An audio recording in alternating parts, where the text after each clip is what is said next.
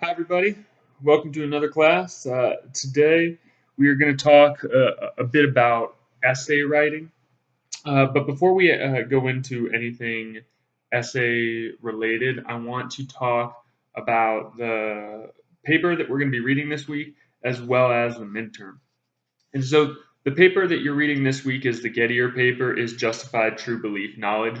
We already looked at this topic briefly when we began speaking about epistemology and what it means to really know something. The video that's posted is a video that deals with justified true belief and gives visuals and examples of that Gettier problem. Again, you may have already watched this. If not, please make sure you are doing the reading, a short one, and then doing the discussion as well. And the assessment is just a brief one this week. I want to kind of give you a little break and get you prepared for next week's midterm. So please make sure that you are doing the reading, doing the discussion, and listening through this lecture as I'm going to give more details on the midterm for next week, as well as just general essay writing tips and hints for writing philosophy essays, because writing philosophy essays is a little bit different than writing other essays.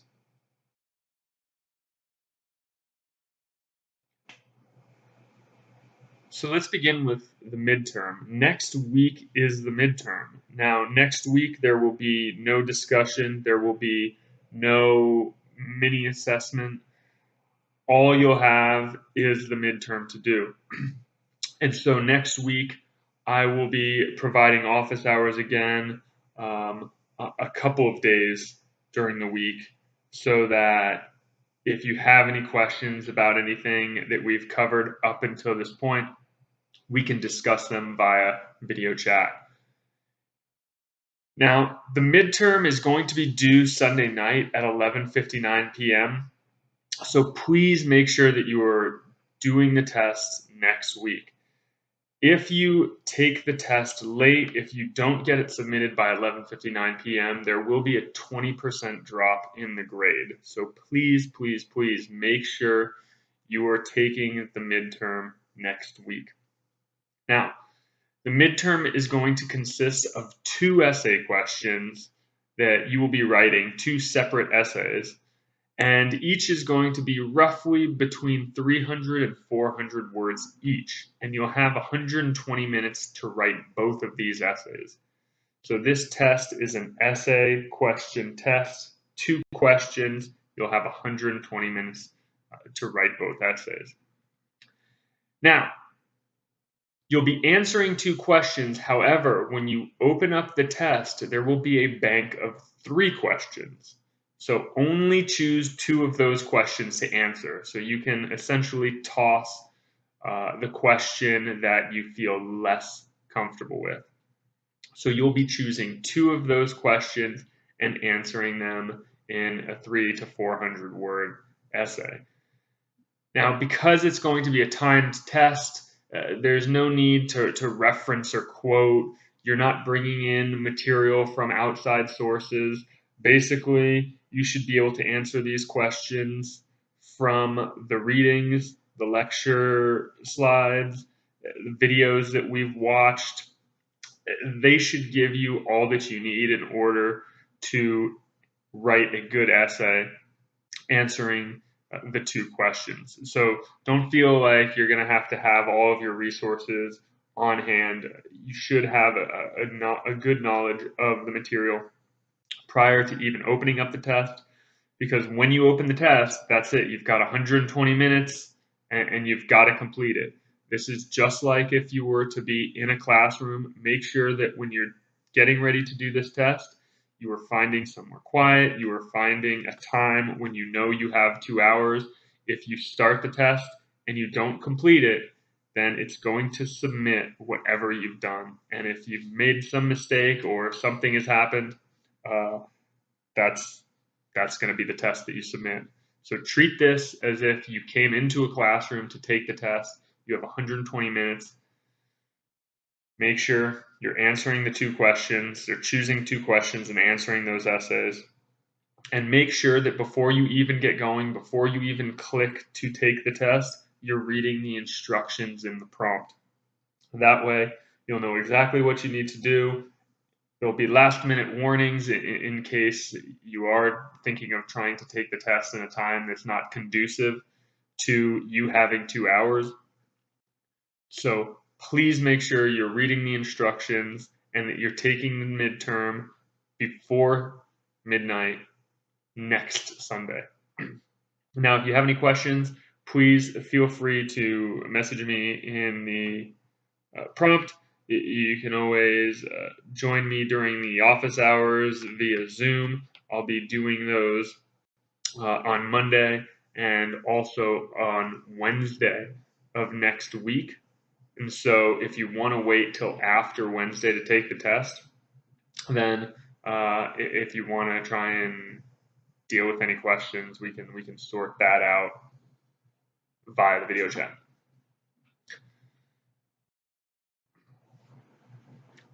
Now, the things that I want to focus on today are just writing style and structure.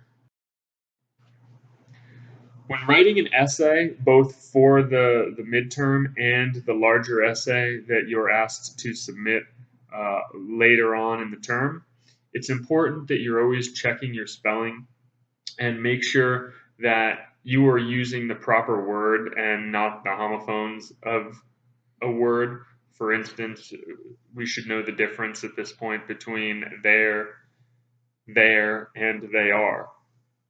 It's also important that when you're writing, especially in academia, you're trying to write formally, which means try to avoid using contractions. So instead of there, you should be writing they are, cannot, will not, should not. You're not writing the contractions of those words. So please make sure you're checking your spelling. It's not as important necessarily with the midterm. However, because you will be on a computer, there is still a spell check there for you. So try not to spell anything too terribly incorrect. It's also important that you're using apostrophes appropriately. I often find that apostrophes are still being misused. We want to make sure that an apostrophe follows the S if the word ends in an S or is a plural. If the word is singular and doesn't end in an S, then you would write apostrophe S. And so see if you can spot the mistake in this slide.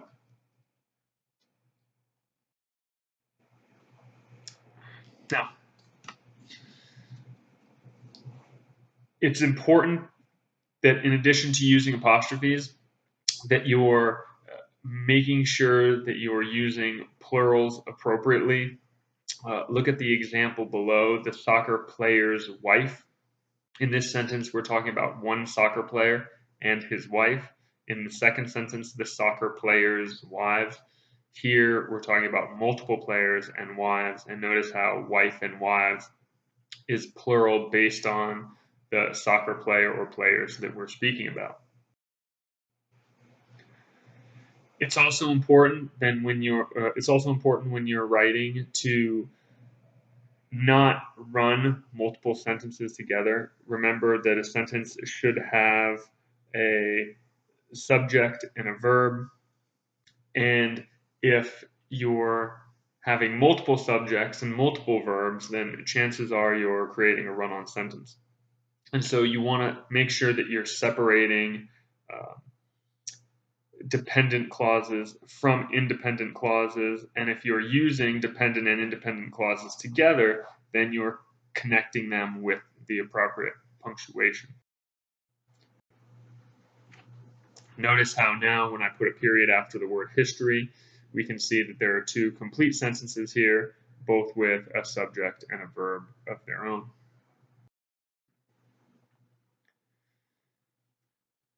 Fragments happen when we run sentences together, when we create sentences that don't have a subject or a verb, or it's not clear where the verb is attached. Take, for example, the two sentences below. Here we have two complete sentences. However, the bottom sentence features which are apparent in Socrates' philosophy as a way of life. This sentence is not a complete sentence. There is no subject here. And so we would need to change this piece of writing into something like this. You can also use a semicolon in instances when you're separating two independent clauses. If you're using a comma, you're often separating a dependent from an independent clause, and a hyphen works much like a semicolon or a comma in that it separates two pieces of a sentence that need to be connected but are speaking of slightly different things. It's important to also keep pronouns consistent when you're writing. One experiences your own ideas only in their mind. Here we're talking in the first person, we're talking in the second person, we're talking in the third person. It's not quite clear what it is that we're talking about here. A person should be aware of their surroundings when in the wild. Notice how this sentence we're talking about a person is one person, but then we say aware of their surroundings, which is a plural. So make sure that when you're writing, you're keeping everything as consistent as humanly. One experiences one's own ideas only in one's mind. Now, while this sounds a bit redundant, this will be more grammatically correct than the previous two sentences that we just looked at. And so you want to make sure that if you're talking about one subject, then the pronouns that you use within the sentence are singular pronouns that relate to that one subject and not plurals. Also, when you're writing, I ask you to do this both on the test and in the larger paper that you're going to write, is just avoid the irrelevance. If there's a sentence that you're going to write that doesn't have to do with your answering the question, then you don't need it. We want to try and keep our writing as short and concise as possible. We want to be as clear as possible. And when we start deviating from the object at hand, which is answering the question, we start to make mistakes and lose clarity. So, for instance, if you were to begin a paper about the philosophy of language, and Wittgenstein was a philosopher of language, and you begin the paper by saying Wittgenstein was born in the year 1911 into a wealthy Austrian family. Now, this really has nothing to do with the philosophy of language. Wittgenstein's time of birth and the fact that he was born into a wealthy family has nothing to do with his philosophy. Remember, when it comes to philosophy, we care about the ideas. We don't care about the person necessarily who has the ideas. It's always nice to have a little bit of context when learning about certain philosophers and ideas, but when we're answering questions and focusing on the philosophy, the person, the philosopher, doesn't matter. So we want to make sure that we're not just adding in irrelevant material as that hook to try and get somebody interested in the writing. I remember often being told that writing should begin with a hook, something exciting, something to keep the reader intrigued. But when it comes to philosophy, this isn't really what we want to do. We want to get straight down to the point. We want to answer the question. We want to provide clear and accurate details and examples, and that's it. And we want to do it as quickly and concise as possible. Now, when it comes to using overly sophisticated and grandiose language, we want to typically avoid that. Again, we don't want our writing for a philosophy paper to sound like a trailer to a movie.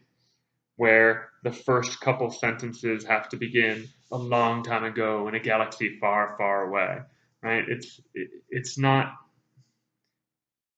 the writing isn't going to be that capturing. We don't need to hold the attention so much. What holds the attention of the reader is writing clear and concisely and answering the question. Because the purpose for doing philosophy is trying to get at the truth, not for entertainment purposes. And so if you're expressing true statements and creating good arguments, then that will hold the reader more than some grandiose opening. In addition to not opening too strong, you want to make sure that you're avoiding any pretentious language, any language that you wouldn't typically use when explaining things. Remember, we're trying to make things clear and understandable when we do philosophy.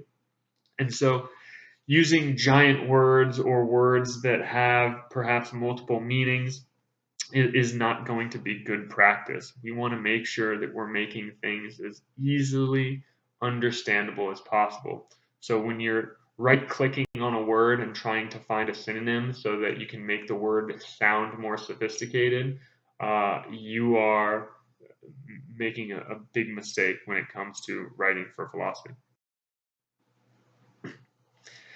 That being said, there are times when you have to use big words or you have to use philosophical vocabulary words, and that's absolutely fine, just as long as when you use them, you explain them and you make sure that you're using them in the correct way.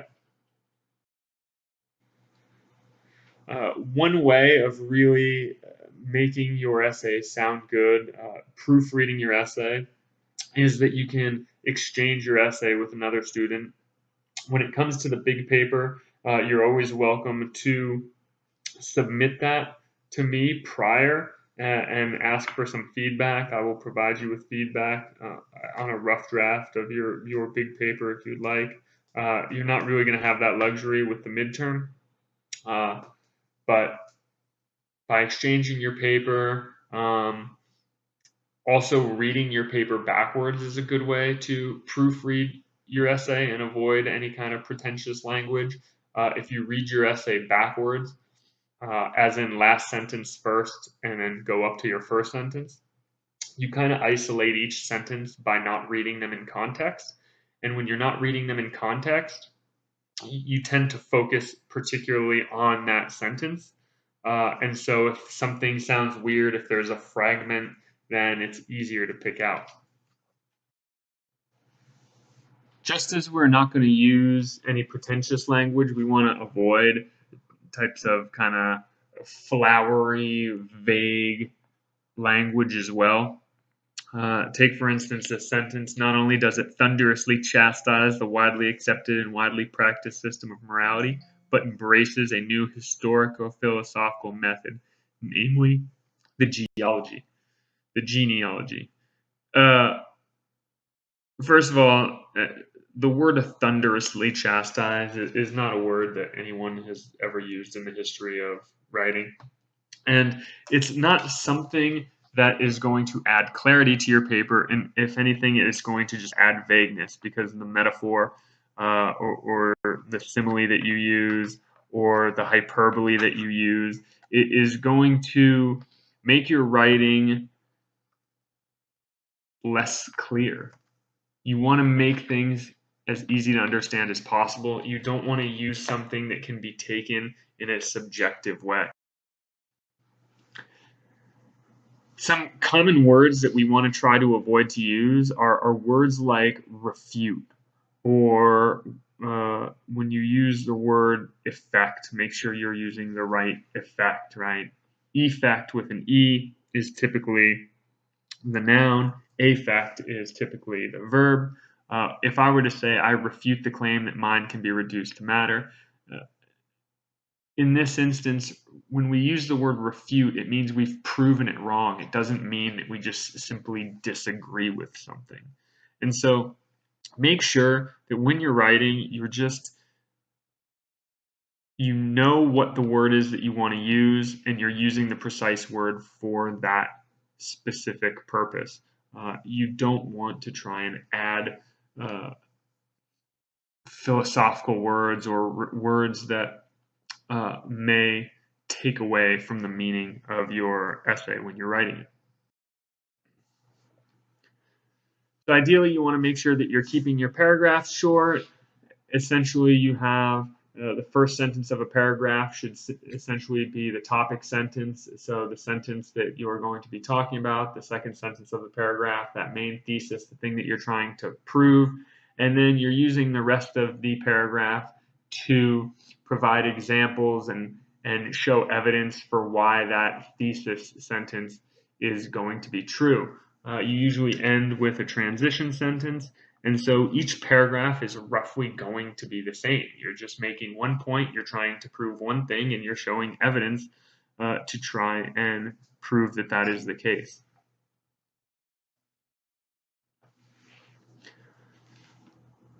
Like I said, for the midterm, you're not going to need to quote, but when it does come time for the big paper and you are going to use quotations, make sure that you're not quoting too often. Typically, the material that you reference should be anywhere from probably 10 to 20% of the writing, no more. So make sure you're not just constantly referencing or using giant block references and taking up more than 20% of your paper. If you're taking up more than 20% of your paper with references, then essentially the other writers are doing your work and not you. So make sure you're not quoting too often. And also, when you do quote, make sure that you're quoting properly. You don't quote to say something that somebody else has said because they can say it better than you. That's not why you quote. We quote to use what someone else has said as evidence for why something is true. Now, the reason we don't often like to quote, and especially it's problematic when we tend to write philosophy papers, is because just because someone says something doesn't make that thing true. So when we're summarizing a work, when we're researching and referencing other material, we want to use evidence for why something is true. And the evidence for why something is true is not a quote that someone says, but the argument that's been provided by that person. And so we often want to summarize rather than quote, because quoting is essentially saying, well, because this person said something, that something is true, which is a common fallacy in philosophy. So we want to make sure that you summarize more so than quote. And when you are summarizing, when you are referencing, you're making sure to introduce the reference, use the reference, and then explain the reference. And so anytime you're using a quote or a reference, you're essentially doing it in three parts: the introduction, the use of it, and then explanation and relevance, and how it relates to the thesis. Now, one pretty good source to get some information from, and is a good starting point for doing papers, is the Stanford Encyclopedia of Philosophy, and the link is in the slides here. This is like the Wikipedia of philosophy, and it is a pretty reputable site. Each each each submission is submitted by someone who's an expert in that field, and so you can feel free to use this. Again, just briefly, when you're quoting, don't quote because somebody else says something better than you can say something. That's not why we quote. It shouldn't fit perfectly into what you're saying. You're using a quote to support some piece of information that you're trying to express as true. And so when you're quoting, you're doing so not because somebody else has said it better, but because what they said is supporting your claim.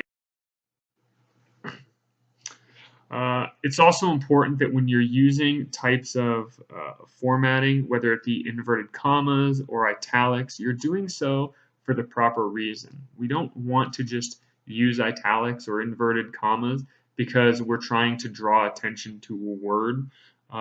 Instead, we use italics and inverted commas to express a concept or to focus on the word particularly and not the actual thing. So the first one, the word dog refers to dogs, right? When we say dog with inverted commas, we're not talking about dog as in the four-legged animal. We're talking about the word dog and how it refers to the four-legged animal. So just make sure that when you're using formatting, you're doing so with a purpose. Everything has a purpose. So so you don't want to capitalize everything just to draw attention to something. You don't want to bold something just to draw attention to something. When you write for philosophy, it's not like writing a textbook where there are vocabulary words that are going to be part of a glossary. Uh, it's not how papers in academia are written.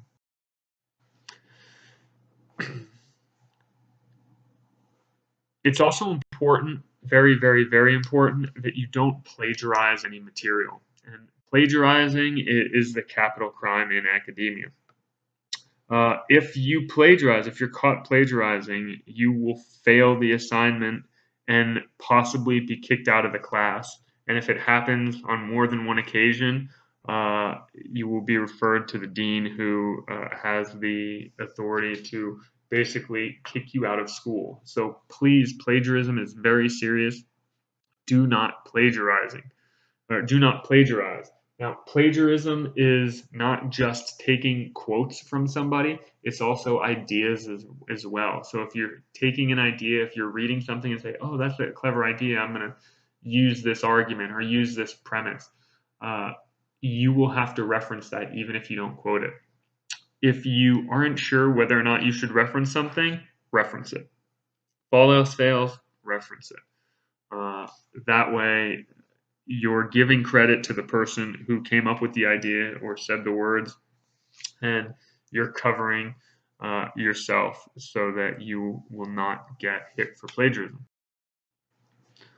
Uh, Here's an example. Just because you change the words in a sentence, just because you go and rearrange the words, doesn't mean you're not plagiarizing anymore. You're still plagiarizing if you take that person's idea. So make sure that you're quoting, make sure that you're using a footnote or an endnote. You're putting your in-text citation in. That way there will be no, it'll be clear that you're taking material from someone else and that it's not plagiarized.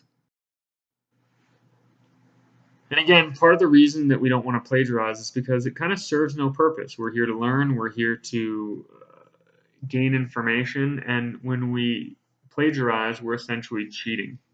We're cheating ourselves, and we're cheating others. If you get caught doing this, it is a serious offense, so please don't do it. And it is very easy to detect. The school does have plagiarism software we can run papers through, but more than that, it's just very easy to detect by reading it. When something is said in a very specific type of way, and then you start to write, and perhaps there's spelling errors or grammatical errors, the voice changes suddenly. It's a very easy thing to catch, so please don't do it. Now, when it comes to writing the big paper, you can choose any citation style you'd like, whether it's APA or Turabian. It doesn't matter, just as long as you're consistent with whatever it is. A good website you can go to is the Purdue OWL website, and it has instructions on using all the different citations and how to cite from books and electronic materials and books that are edited and books that have 10 authors and all that stuff. So please refer to Purdue OWL website and choose a style of citations and stick with that style throughout your entire paper. Again, you're not going to need this for the midterm. You're not going to need to reference or cite. This is a time test, so you can just crush through the essays. You shouldn't really be looking at any material while you're taking the test. This should be you study prior to signing into the test, you sign into the test, and you sit down and you take it. You shouldn't need to be using quotes And in fact, if you are using quotes, that is not a good sign because it shows that you are taking somebody else's material. Make sure that you are just on the essay or on the midterm focusing on you answering the question. Now I'd like to talk a little bit about the structure of writing, because again, the structure of writing philosophy papers is a bit different from other type of papers. First and foremost, when it comes to both the midterm and the big paper, uh, the most important aspect of your writing is that you need to answer the question that's asked of you. This is where people lose the most amount of points. They think that they can just write everything that they know about the subject and hope that something sticks. Uh, this couldn't be further from the truth, and it's very clear when someone does this. The question asks a very specific thing. You need to make sure that you are answering that specific thing and that you're working out how to answer it. Only using as much material as you need to answer it. Remember, you don't want to get off topic. You don't want to start introducing a bunch of information that you're not going to need. Uh, so when it comes time for both the essay and the midterm, it's important to take some time prior to typing and actually outlining what it is that you're going to be writing. So one of the first things you'll need to do is really work out what the question means. The questions are going to be a bit subjective. They're going to require you to put your own spin and interpretation on the material. And so you're going to want to choose how it is that you're going to work out the question. Take the examples at the bottom. There are three ways in which we could take this, right? Could cookery be a fine art? Could cookery as it exists be categorized as a fine art? Or could cookery become someday a fine art, right? Here we have three different sentences all asking the same question. And before we answer the question, we need to work out what the question means and express that in the opening of the paper. So you'll essentially write how you take the question and then how it is you're going to answer it. And so, for instance, if I were to ask, is foot fetishism a perversion? You might say, well, in this essay, I take this concept to mean this, this, and this. That way, there's no confusion as to what the question is focusing on and how you've interpreted that question. So once you understand what the question is asking and how you're going to take the question, you need to make sure that you're answering the question using only relevant material. Again, the more direct you are, the better it will be. Typically, the essays that are shorter and to the point when it comes to the midterm and the final are the better essays because they're only entering in material needed to answer the question. If I ask you, for instance, about Locke and his belief that there are subjective and objective qualities to a thing, then you're not going to start writing about skepticism or Locke's response to the skeptic. It's not part of that essay. And so you want to make sure that you're only focusing on the material that's relevant for your topic. You don't need to write everything. Essentially, you're making an assertion, you're providing an answer to the question, and then you are leading the reader along a series of steps and arguments to prove that that is, in fact, the correct answer. So make sure that you're breaking up your essay into its sections. Most of the questions and the questions that are going to be on the midterm are going to be multiple part questions. There's going to be a couple questions within one question. So you want to take the main part of the question and direct your answer toward that main part so that your answer will incorporate all of the other little questions that the question is asking you. That way, your midterm doesn't look like some three-sectioned essay where you're just talking about primary quality, secondary quality, um, Locke's history, right? Instead, you're talking about Locke, and within it, you're dealing with the primary and secondary qualities all in one fell swoop kind of thing. When it comes time for the big paper, it'll be important that you provide counter arguments, that you're understanding that your position is one of many positions to hold, and that there are other equally well-formed arguments for each side of the argument, and really understanding where the holes are in your argument, so that it sort of humbles you, it makes you more connected to the reader, but it also shows that you really understand the material. It's typically when we get very closed off and when we're refusing to listen to others that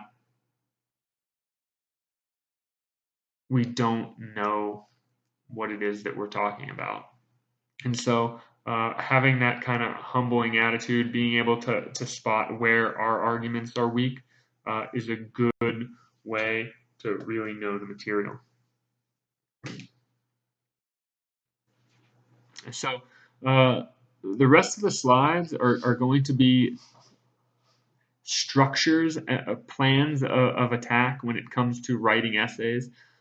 For instance, this type of essay plan essentially expresses a position and says how that position is going to be wrong, and then almost argues backwards by arguing first for, let's say, lying in this case, lying being always wrong, and then in the third paragraph, you're actually rejecting that argument.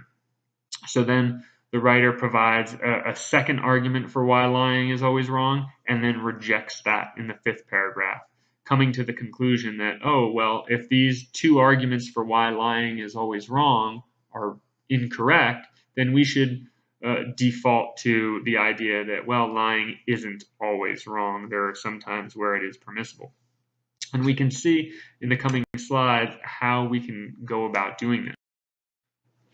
In the first paragraph, we understand what it means to be a lie, so we're getting clear on what exactly we're talking about, expressing our position for the topic, and suggesting that there are cases in which kindness or justice requires us to lie, and so it's not always the case that lying is bad or wrong. However, the method we are going to go down is one in which we are going to argue for why lying is always wrong, and then ultimately defeating that. In the second paragraph now, we express an idea that, well, lying is always wrong because it undermines the confidence in the institution of truth-telling and thus should be impermissible.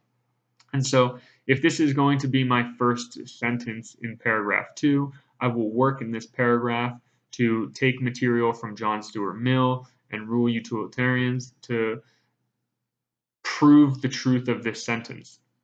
If I can prove the truth of this sentence, then it will seem as though I adequately can argue for why lying is wrong. In paragraph 3, however, I'm going to counter-argue the position that lying is always wrong based on John Stuart Mill and Rule Utilitarians by suggesting that sometimes lies will never be discovered, and so it won't actually undermine the idea of truth-telling. And so now in paragraph 3, I have essentially negated paragraph 2. So in paragraph 4, I create a new argument for why I think lying is always wrong, arguing from Kant's perspective that it disrespects the humanity of the person to whom it's addressed. And so in this instance, lying is always wrong. So I'll make sure to get information from Kant, use examples, perhaps provide anecdotes of why this might be the case, and really try to show that lying disrespects the humanity of a person.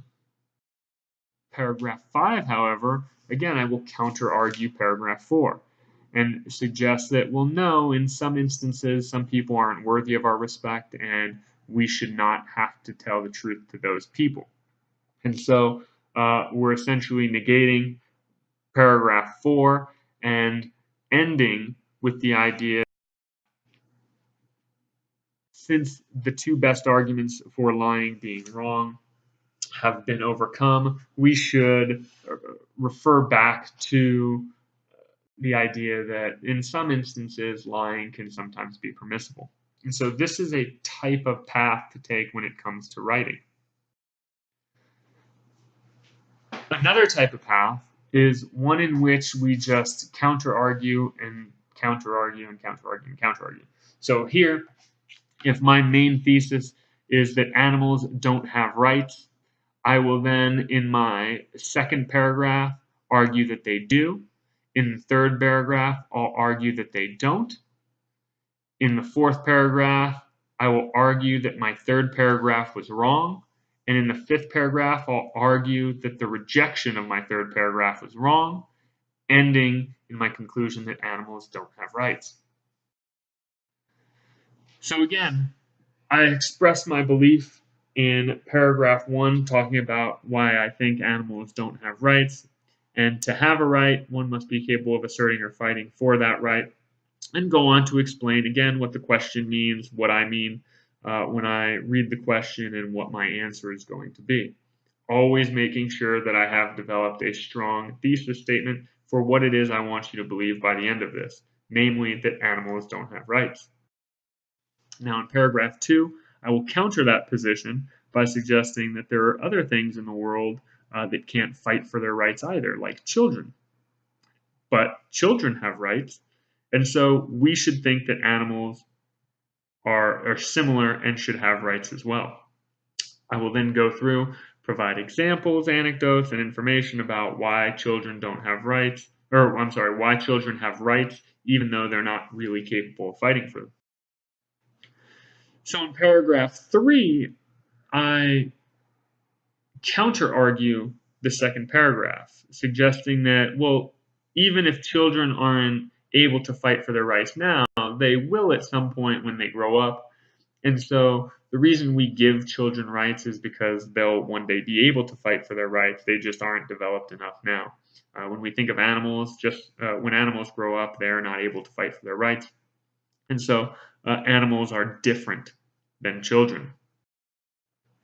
So in paragraph 4, I will want to think of another way in which animals are similar to people who have rights, and therefore animals should be treated with rights, by suggesting, well, people who are severely handicapped may not be able to fight for their rights and may never be able to fight for their rights. And so, unlike children who grow into adults that can fight for their rights, there are some individuals born in society that cannot.